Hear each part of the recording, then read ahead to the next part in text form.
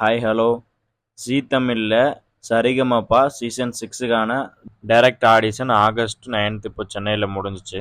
அதை தொடர்ந்து இப்போ ஆடிஷன் எங்கே ஸ்டார்ட் பண்ணியிருக்காங்கன்னு பார்த்தீங்கன்னா தெலுங்கானா ஹைதராபாத்தில் ஸ்டார்ட் பண்ணியிருக்காங்க. ஸோ நீங்கள் ஹைதராபாத் ஆடிஷனில் பார்ட்டிசிபேட் பண்ணுறதுக்காக வெயிட் பண்ணிட்டு இருந்தீங்கன்னா உங்களுக்கான சான்ஸ் தான் இது.